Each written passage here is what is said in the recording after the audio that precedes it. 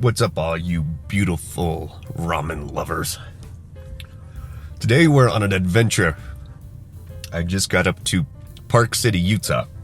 But today we are going to the Hana Ramen Bar. Let's go get into this. This is what Park City looks like in nature.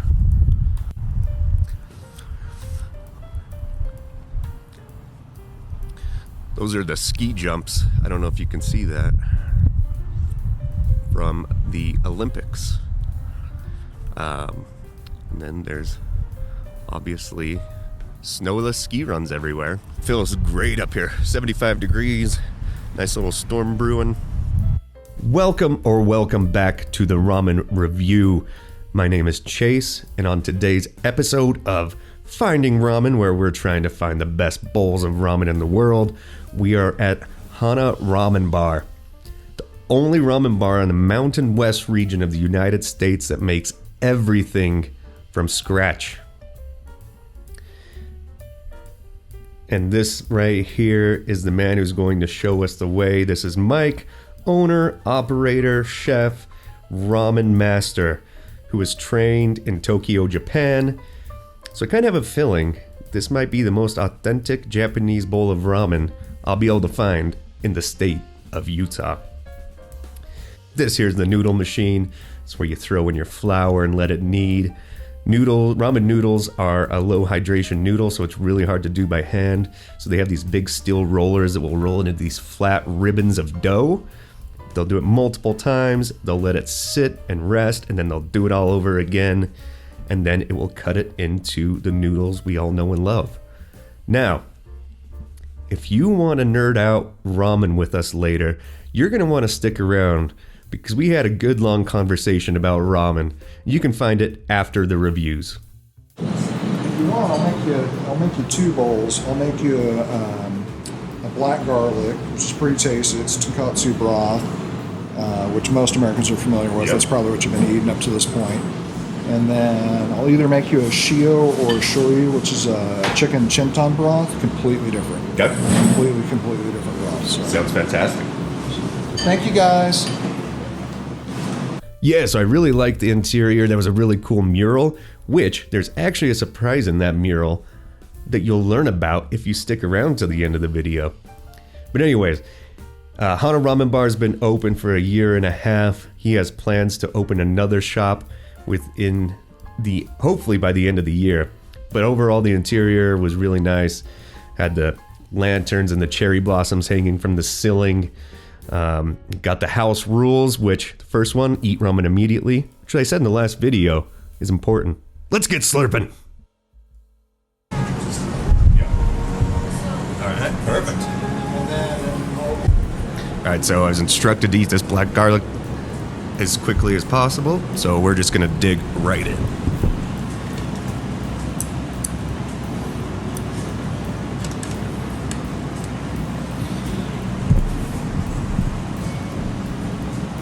Looks great. Try the broth first.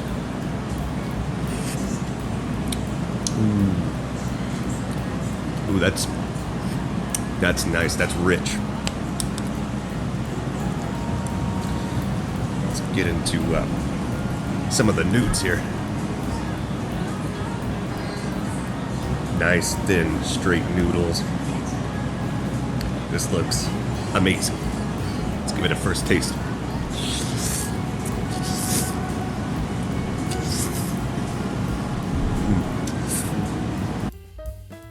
Yeah, that was a noodle pull if I ever saw one. That got my heart rate up.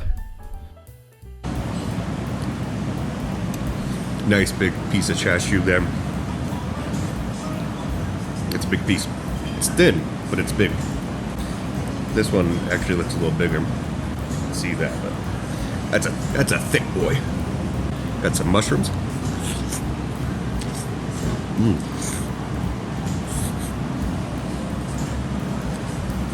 Those noodles are great. Let's try some of the egg.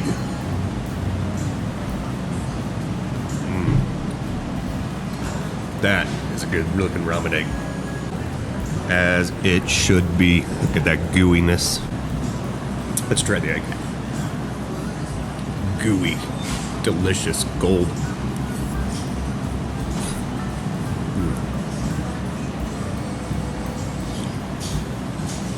That is a good ramen egg. Let's try some of that chashu.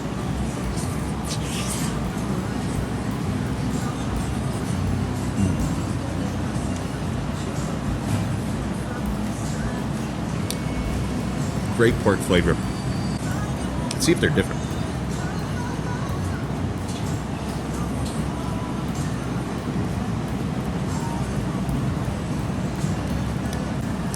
I think they're prepared the same. I just think it's a little bit different parts of the cut. Could be wrong. Tons of green onion, lots of mushroom. The garlic's fantastic. Really, really enjoying this.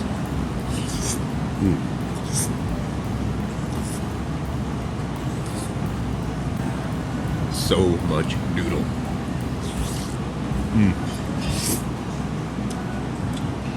Want to revisit that egg. It's just so gooey, delicious. It's one of the better ramen eggs I've ever had. That garlic tonkatsu. So creamy. You can see the color, but yeah, I was trying to show you how thick and creamy it was, but I don't think it got the point across. Anywho, let's get into the review. We're gonna start with the broth. The second your nostrils get in front of that bowl of ramen, they are assaulted with a pork and garlic aroma, and I mean that in the best way possible. Absolutely incredible. You can tell that is homemade broth. Very aromatic. It was thick. It was creamy. 9.5 out of 10. The noodles, thin, straight, and firm, just the way I like them. They also held onto the broth well. 9.5 out of 10. The add-ons, if I could only rate the egg, I would give that a 10 out of 10. However, the chashu, I think it might have just been prepared different than I'm used to. It was a little chewy, a little firm. I don't think that's the restaurant's fault, just not what I'm typically used to. So I'm gonna have to split the difference in the rating between the chashu and the egg. So I'm gonna give the add-ons an 8 out of 10. Overall, that gives this bowl of ramen 9 out of 10. Highly recommend the tonkatsu black garlic oil. Now, on to the next one. Okay, so that's something you're familiar with. You've had tonkatsu style broth. So what I'm gonna make you next is shoyu. It's more Tokyo style, which is where I learned to make ramen. Okay. It's gonna be lighter, more nuanced and subtle in the flavor profile, but still tons of umami, okay, especially from dried fish. We use a chicken farm around Vernal. We have pasture-raised chickens that are in there, and dried fish, kombu, shiitake. 100% natural, no chemicals, no MSG, no nothing. It's pure. That's amazing. And completely different style of noodle too. Oh, so, different noodle. Completely different. Interesting. So what was this? So this is more hataka style. So because this dish originated in southern Japan. Okay. And the noodles are firm, bitey, thin. These are going to be thin noodles too, because shoyu noodles tend to be thin as well. But these are very soft, chewy. It's very different texture, different style. But yeah, so this is one style. I'm going to give you a one that's a completely different style, so you can kind of see the difference. Sounds fantastic, man. So, thank you. What was your name again? Chase. Chase and Mike. Mike? Mike. Nice. Nice You as well, man. Enjoy. Thank you so much. All right. This looks amazing.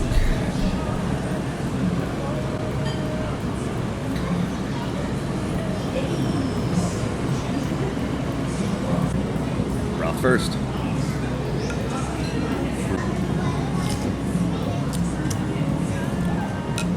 Ooh. That broth. That is nice. Ah, that head nod, that was funny. But yeah, the same concept. Again, that broth, similar to the last one, just hits you straight in the nostrils in the best way possible. It's nice and buttery almost.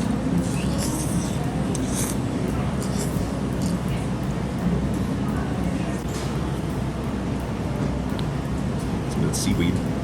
Okay, yeah, it was starting to get a little loud in the restaurant, so I figured I will just begin the review instead of you just watching me eat in silence. The broth, again, very forward. It hits you. It's magnificent. It's got chicken followed by a little bit of a soy flavor or smell. I'm going to give the broth a 9 out of 10. The noodles. The consistency of these things. They were also thin and straight, but they were soft and they held onto the broth so well. They were almost buttery, like I mentioned. 9.75. The highest rating I've given anything on this channel to date. The add-ons, actually this bamboo right here, was probably one of the better pieces of bamboo I've ever eaten. I'm kind of indifferent about it. Sometimes I feel it gets really hard to eat, but that was really soft. You could tell it had been marinating, perfect texture. But I still had the same problem with the chashu, really firm. So I'm going to give the add-ons an 8 out of 10, which brings us to a 9 out of 10 overall, just like the last bowl. Now, this is where you want to stick around and learn things about ramen you might never have known from the master himself. If you made it this far, thank you so much. Keep watching.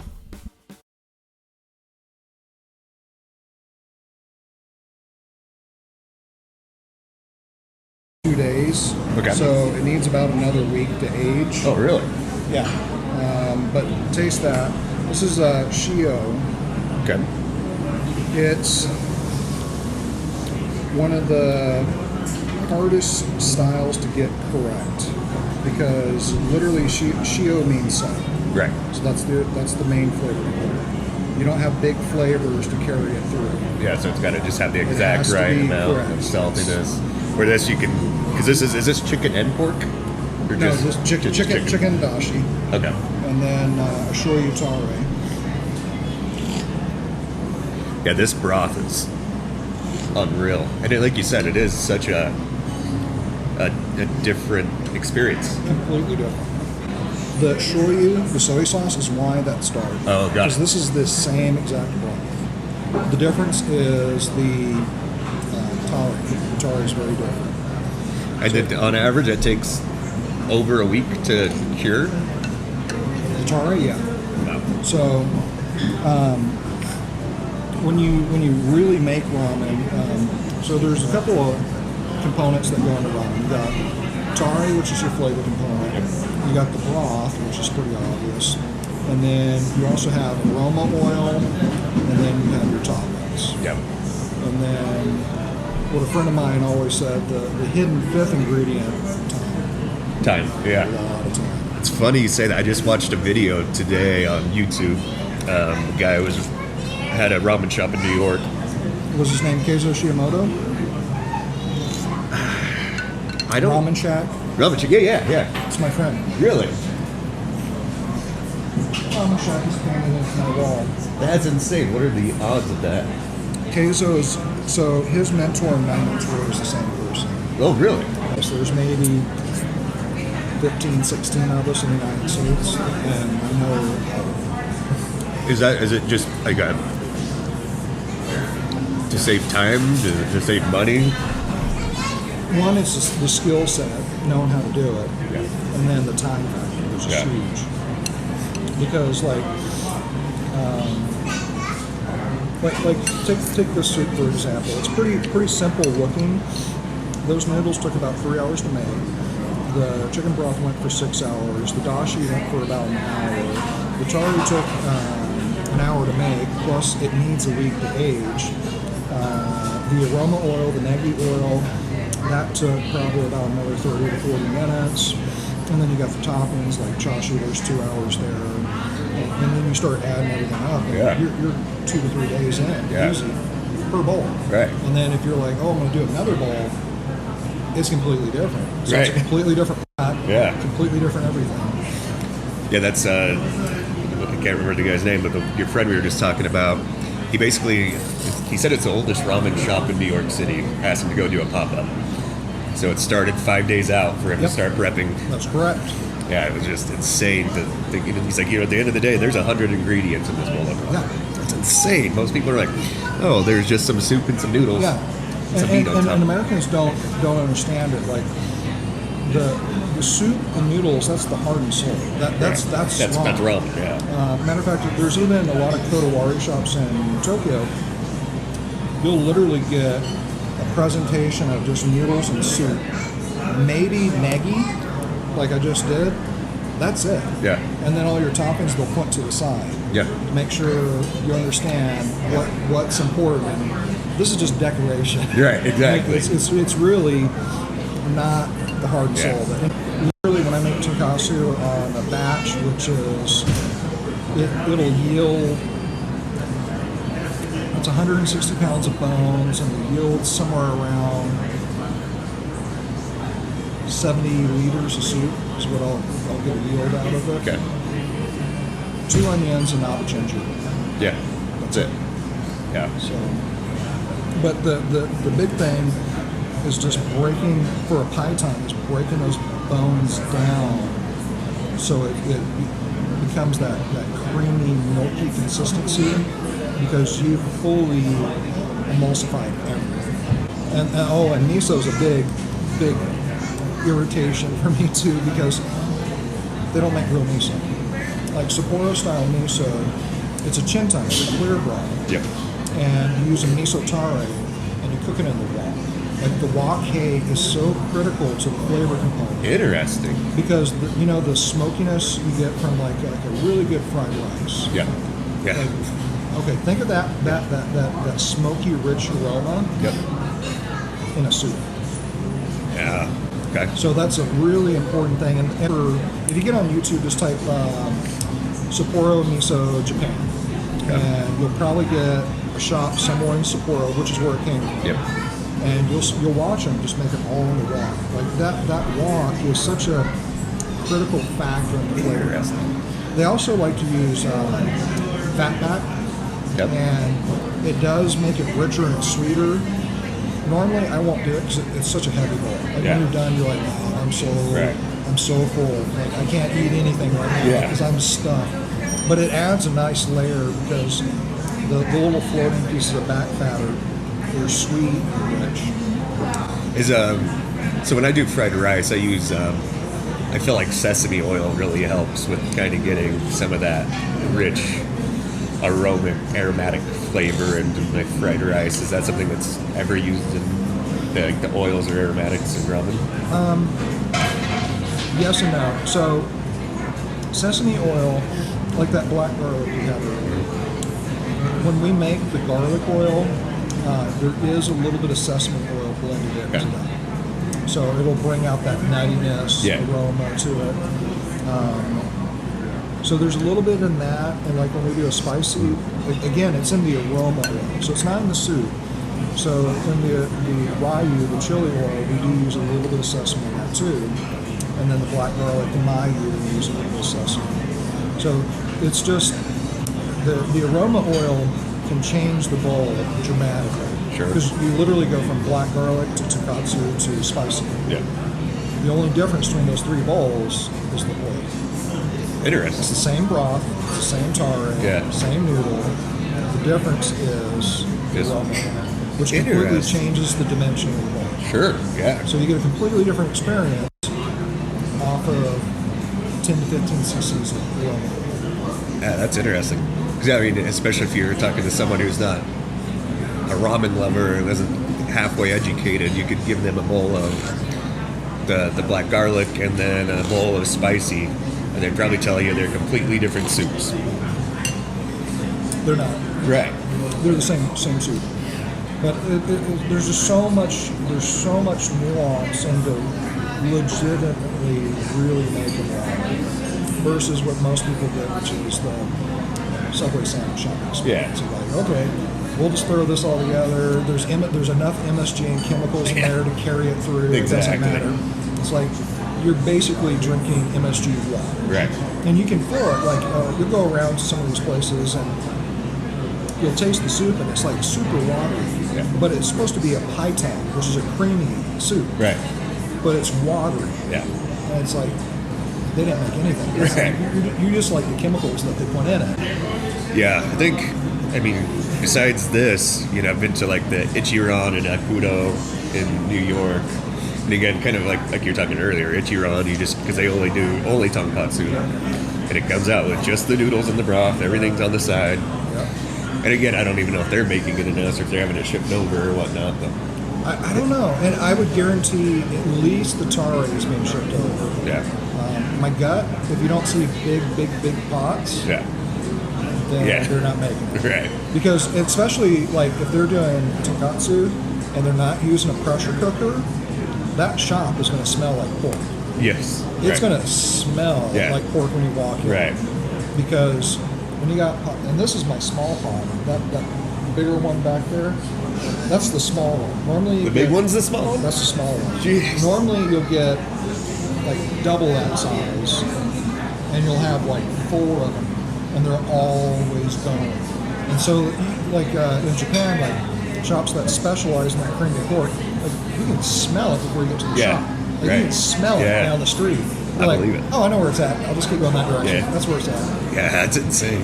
And we use a pressure cooker. It's that same pressure cooker you saw in Queso's video to cut down on time because it takes a long time. So, you know, we're eight-ish hours to make pork in a pressure cooker. So my buddy, his mom's from Japan, and I guess his aunt owns a ramen restaurant somewhere. I don't know what province they're in, but yeah, she's like, yeah, we'll boil a pork head for 24 hours. That's pretty common. And I think they do head, spine, and feet. Yeah. And each part of the pig does a different thing for the flavor component. Like before I used the pressure cooker, I would do a 2-pot method. So one pot would be the gelatin to make it really rich. Yeah. So you would have like pork feet, fat back, and that's literally it. And then the other pot would be the umami pot, so that would be pig heads, pig backs, pig femurs. Interesting. And then you would blend them together to get the right mouthfeel, the right flavor profile. Interesting. It's an art, man. And then there's shops that do like I was saying, like they'll have 4 pots going, and we'll just start to blend them together. So you got this one's been going for days, and this one's like brand new for today, and they'll just slowly blend them until they get the right consistency and flavor profile.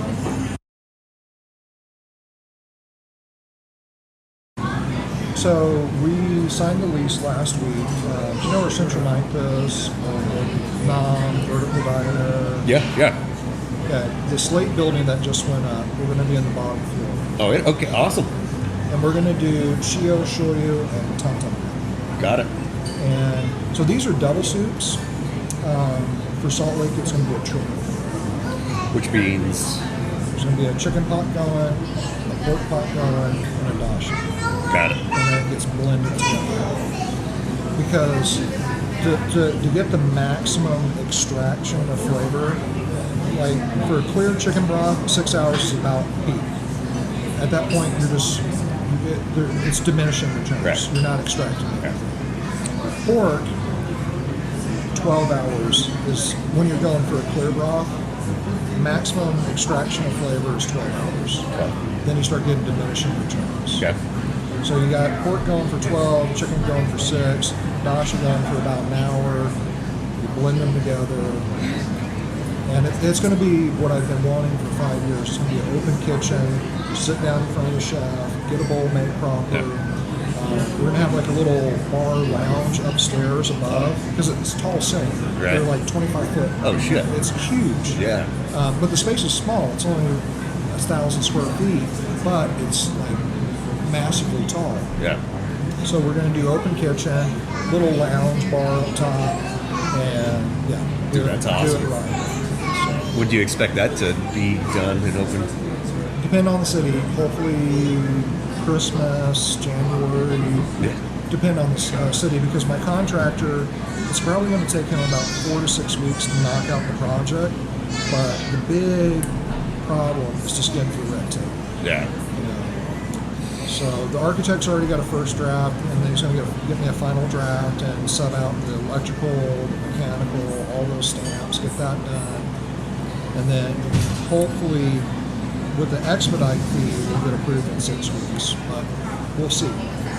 We have to pay an extra $1,000 to the city Of course. to get an expedite, but it's like, okay, $1,000 or 6 months of rent. Right. $1,000, 6 months of Yeah, rent. we'll I'll be. pay $1,000. Yeah, we'll get that money back a lot quicker. Otherwise, interesting. That's cool, man. Is it going to be same name, everything, or is Different it name. just kind of sister Because restaurant? it's going to be different recipe, different menu, so different name. I haven't picked the name yet. I really want to get across that it's 100% house made, or something that brings across farm to table, or something fun. I'm still debating on different names for it. What is the meaning of is it Hana? Hana? So, my wife, she's Chinese. Okay. The Chinese name is Wong. When you translate that to Japanese, it's Hana. Okay. Hana also means flower. Okay. So, Yeah, I love hence it. the flower. Cherry blossom. Cherry blossom? Yeah, right? cherry blossom. I've always wanted to go to Japan and drink cherry blossom season. But yeah, that's the reason this got named. That name is because of my wife. Right. That's cool, man.